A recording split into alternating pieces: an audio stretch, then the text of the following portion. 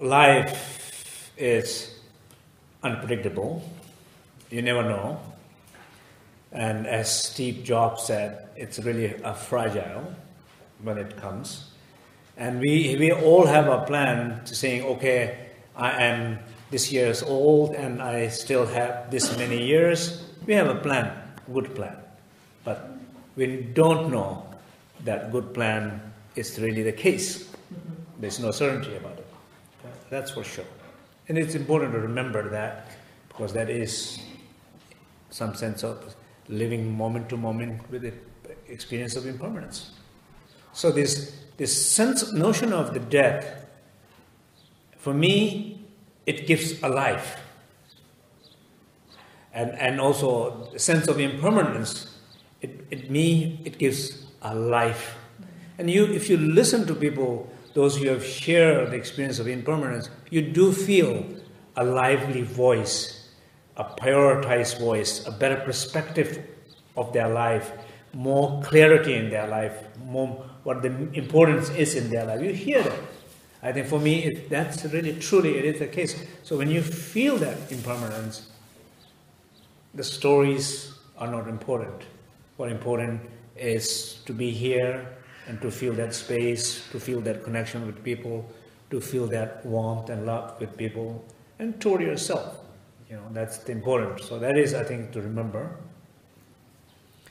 Then there are people in our life, like our parents, friends who are sick, that we know.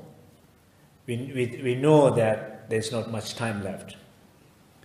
And we clearly know there's not much time left, but still we are not able to be with them, not able to spend time with them, not able to call frequently with them, not able to connect with them. That's sad.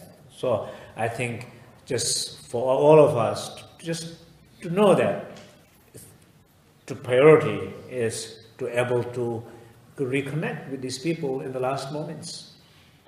And in order to do that, again, I know like sometimes there are people who says that, oh, my parents are old, now I wanted to help. But when they're trying to go back to home, trying to help their parents, then they get trapped back into the same old stories about who's trying to advise another person trying to reject, and they get confused, and they get into the collective family pain. Same story again.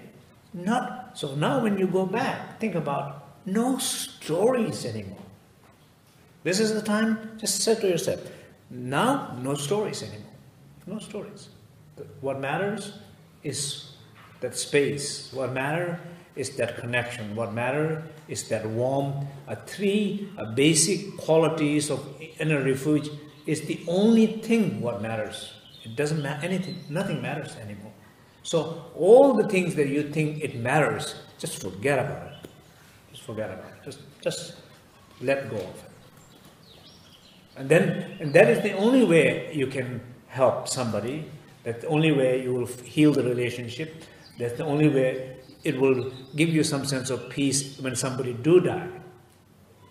Otherwise, you can spend months and years trying to help somebody, and you might feel a failure in helping somebody because you get trapped into the same old collective family pain body. You don't want to do that. So, no more rules, no more expectations, no more stories. Only openness, connection, and the warmth. Just remember, if you don't remember these three things, remember inner refuge quality. That's all what matters. It will give you life. If you will feel both sides. Okay? Now, when people are very close in the moment of dying, I think one of the best things to do is to not disturb them. Not disturb them means not bring up topics which triggers their pain, images, whatever will trigger them their collective pain. Just not to. Because sometimes I think it's good to less people around is always better. And only few people that you know that person will feel comfortable with.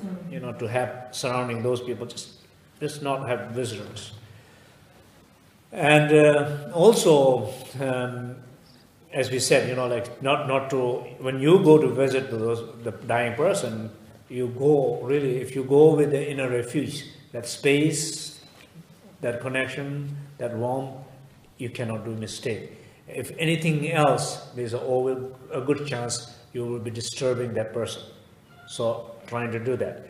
Once somebody passed away, I think then it's good to, you know, like for 3 days do the part of the prayer. So like in this case, you know, I think it would be good to, I think we have audio, or you can have the video here, and also you can just, without these, you can also sing by yourself. And just the principle of that is just basically you're trying to communicate with that person, saying whatever experience that you are having, this is all your manifestation of your mind.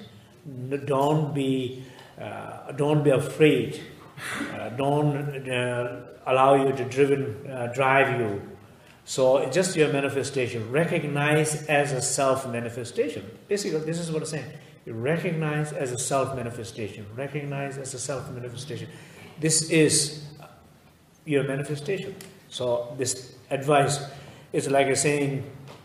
It's like a similar like a saying. If somebody is sleeping and having a nightmare, and you're trying to tell people if there is a way to communication, you're saying to this person, this is just a dream.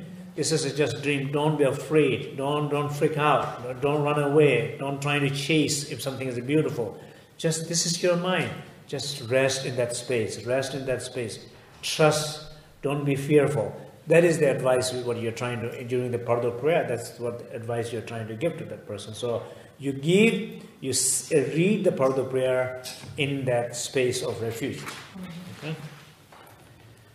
Then during 3 days, you light a lot of candles. You know, like here you can do candles. It's easiest way. In Tibetan tradition, we burn a lot of butter lamp, and the butter lamp symbolizes. It's like a showing the way to the light, a way to enlightenment. So that's like a passing through the darkness. It's showing the light. So the people burn a lot of candle lights. That's one thing. And then the other thing is,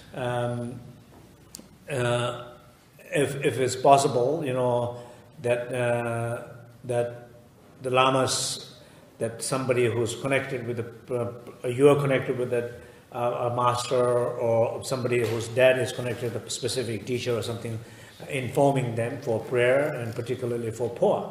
So that is important. And then the other thing is like something we do like surche practice. Surche practice is basically it's a food burn offering. So like with the flower, different food that person likes.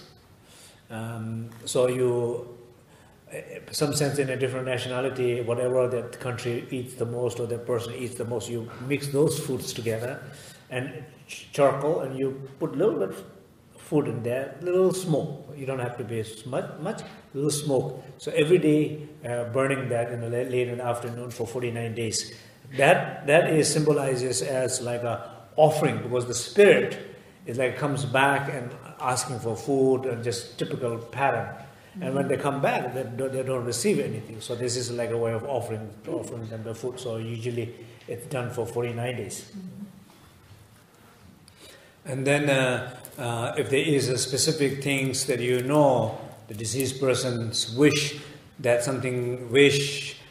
that's something that you can fulfill after. And I think maybe it's good to do those things too.